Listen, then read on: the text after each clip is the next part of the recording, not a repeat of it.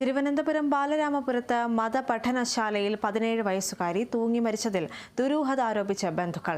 തിരുവനന്തപുരം ഭീമാപ്പള്ളി സ്വദേശിനി അസ്മിയയുടെ മരണത്തിൽ ബന്ധുക്കൾ ബാലരാമപുരം പോലീസിൽ പരാതി നൽകി. ബാലരാമപുരത്ത് ആൽ അമൻ മതപഠനശാലയിലെ ഉസ്താദിനെതിരെയും അധ്യാപികയ്ക്കെതിരെയുമാണ് ബന്ധുക്കൾ പരാതി നൽകിയിരിക്കുന്നത്. പെൺകുട്ടി സ്ഥാപനത്തിനെതിരെ ബന്ധുക്കളോട് പരാതി പറഞ്ഞിരുന്നു.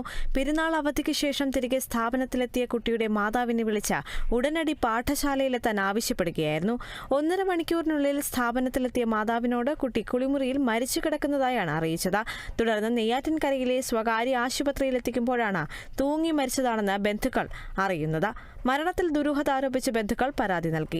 ഇന്നലെ അവനെ കൊച്ചു വിളിച്ചില്ല. അപ്പം ഉമ്മ വിളിച്ച് ചോദിച്ചു, ഇന്നലെ എന്ന് വിളിക്കുന്നതാണല്ലോ, ഇന്നെന്ത് വിളിച്ചില്ല, അല്ലാതെ ഇന്ന് ശനിയാഴ്ച വിളിക്കുമെന്ന് പറഞ്ഞു. അപ്പോൾ 2:15 മോൾ വിളിച്ച് പറഞ്ഞ് എന്നെക്കൊണ്ട് ഇവിടെ പറ്റുന്നില്ല, എന്നെ ഉസ്താദും ഒരു ടീച്ചർ എന്നെ വഴക്ക് പറഞ്ഞ് എന്നെ ഒറ്റയ്ക്ക് ഒരു റൂമിലാണ് അടച്ച് ഇട്ടിരിക്കുകയാണ്, അതുകൊണ്ട് എന്നെ ഒന്ന് കൊണ്ടുപോകണമെന്ന് പറഞ്ഞു.